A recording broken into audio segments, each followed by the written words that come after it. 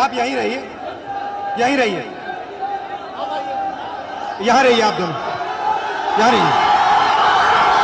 नमस्कार, एक सेकंड शांत हो जाए। सबसे पहले मैं आप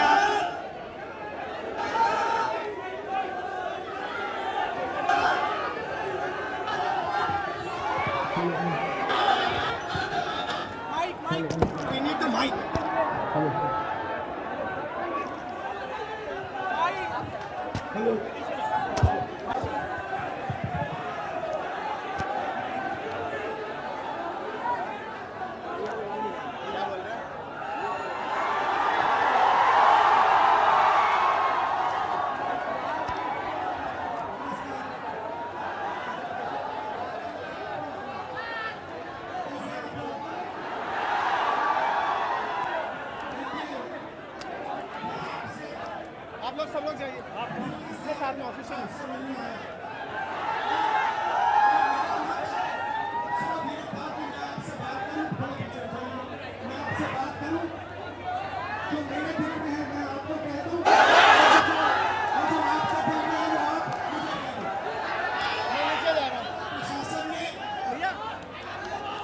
पूरी तरह रोकने की कोशिश की, और मैं पीछे के रास्ते से आपके यहां आ गया। देखिए, दलित, पिछड़ा वर्ग, अति पिछड़ा वर्ग, आदिवासी वर्ग, आपके खिलाफ इस देश में 24 घंटा अत्याचार होता है। आपको दबाया जाता है, आपको शिक्षा के सिस्टम में रोका जाता है, आपके खिलाफ पेपर लीक किया जाता है और आपके करियर को रोकने के लिए, खत्म करने के लिए किया जाता है। हमने 3 मांगे की हैं। सबसे पहले जाति जनगणना, सही तरीके का जाति जनगणना जो हमने तेलंगाना में किया। दूसरी बात,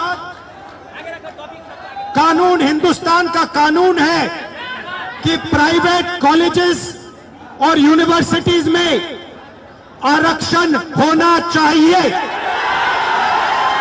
और ना नरेंद्र मोदी, ना बिहार की सरकार उस कानून को लागू कर रही है।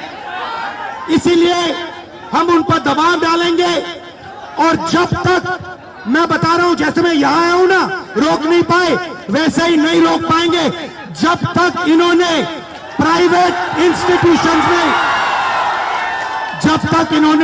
इंस्टीट्यूशंस में रिजर्वेशन नहीं किया, तब तक हम आगे बढ़ते जाएंगे, लड़ते जाएंगे। क्योंकि आप 90% हो, आप अपनी स्ट्रेंथ समझो। आपको भटकाकर, डराकर, दबाकर, आपके ध्यान को इधर उधर करके आपको रोका जाता है। इस देश में आपके लिए कोई जगह नहीं है। 90% के लिए इस देश में कोई रास्ता नहीं है।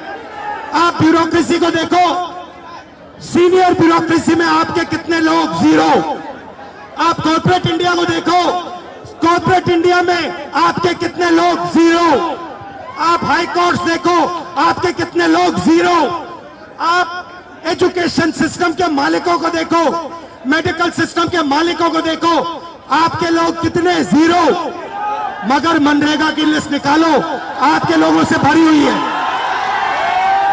मजदूरों की लिस्ट निकालो, आपके लोगों से भरी हुई है।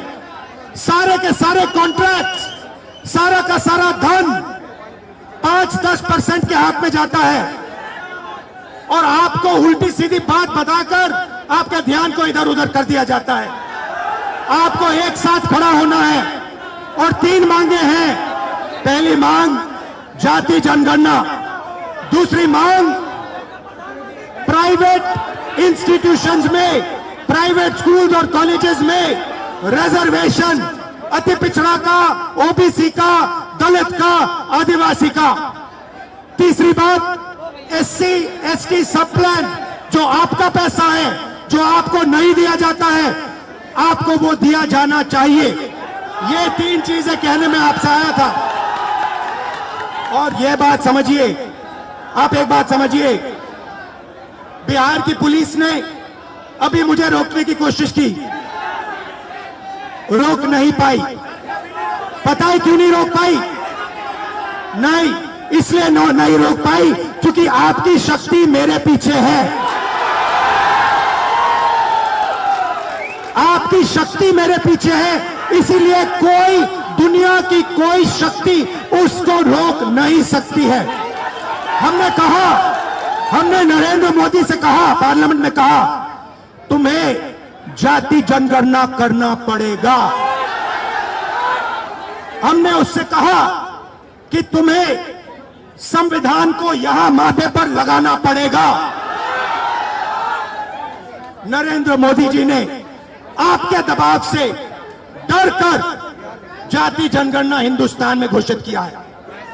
आपके दबाव से डरकर उन्होंने कॉन्स्टिट्यूशन अपने माथे पर लगाया है, मगर वो लोकतंत्र के खिलाफ है, संविधान के खिलाफ है, जाति जनगणना के खिलाफ है। और जो 90% हिंदुस्तान की गरीब आबादी है, अति पिछड़ा, दलित, आदिवासी, माइनॉरिटीज, ये इन सब के खिलाफ है। ये अदानी अंबानी की सरकार है, ये आपकी सरकार नहीं है। आपने इतने प्यार से मेरी बात सुनी, इसके लिए आप सबको दिल से बहुत बहुत धन्यवाद। मैं जानता हूं SC ST अति पिछड़ा हॉस्टल्स में यहां क्या होता है। मैं आपको गारंटी देता हूं, जैसे ही हिंदुस्तान में सरकार आएगी, जैसे ही बिहार में हमारी सरकार आएगी, हम ये सारा का सारा बदल देंगे और आपके लिए जो होना चाहिए वो करके दिखाएंगे। आप सबका बहुत बहुत धन्यवाद। नमस्कार, जय हिंद।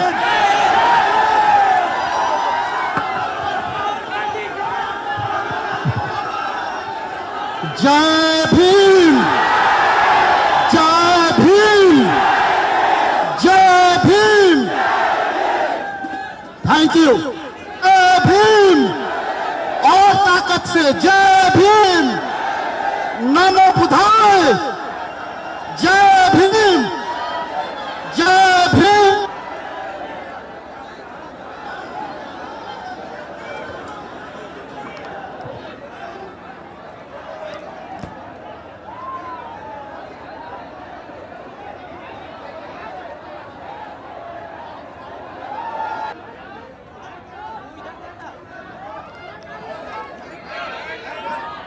हेलो, अच्छा, आप में से कोई बोलना चाहता है? आ जाओ, आ जाओ।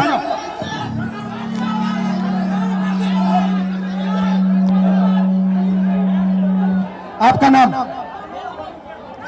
प्रदीप से, प्रदीप। यहाँ पे आपके हॉस्टल में क्या हालत है, थोड़ा बताइए मुझे। सर, हॉस्टल की हालत बहुत खराब है, हॉस्टल की हालत बहुत दयनीय है। हम लोग बहुत बुरी स्थिति में रहते हैं सर। यहाँ की जो प्रशासन है उसके द्वारा बीच बीच में मानसिक प्रताड़ना दी जाती है हॉस्टल को खाली करवाकर। सर, आपसे बहुत उम्मीद है, आपसे उम्मीद इसलिए है कि आप नेता प्रतिपक्ष है और आप हमारे देश के अगले यशस्वी प्रधानमंत्री है सर, तो आपसे बहुत उम्मीद है सर। आपसे आपके साइड से, आप सबके साइड से लोकसभा में मैं कौन सा मुद्दा उठाऊं? सर, लोकसभा में सर जो दलित के साथ भेदभाव होता है और शिक्षा का सर जो बजट है दिन पर दिन घटता जा रहा है और कल्याण विभाग की जो सर बजट है वो घटती जा रही है। दलित की शिक्षा तो सर, दलित की शिक्षा योजना स्तर पे मिलती है लेकिन उसको जमीनी स्तर पे नहीं मिलती है सर। ये जो नई शिक्षा नीति है इसमें सर दलित विरोधी है, इसको डिजिटलाइज करने की बात की जा रही है, जबकि हमारे समाज में सर बहुत से लोग डिजिटल से बहुत दूर है, उनको डिजिटल का डी भी नहीं पता है। तो उसके लिए सर कुछ किया जाए और जमीनी स्तर पे किया जाए सर। आपसे उम्मीद है सर, आप कर सकते हैं सर। ये जो पूरा शिक्षा का सिस्टम और स्वास्थ्य का सिस्टम प्राइवेटाइज हो रहा है, इसके बारे में आप क्या सोचते हो? सर, ये सर प्राइवेटाइज करने का सर ये सरकार की जो मंशा है सर, उसे SC ST OBC को दूर रखा जाए सिस्टम से सर। हम लोग शुरू से सिस्टम से दूर है, न हमारा मीडिया में कोई है, न हमारा उद्योगपति कोई है, न हमारा बड़ा बड़ा ब्यूरोक्रेट्स में कोई है। तो सर हम लोग को जो उसमें भागीदारी है वो देनी चाहिए सरकार को। मीडिया के बारे में बताइए थोड़ा।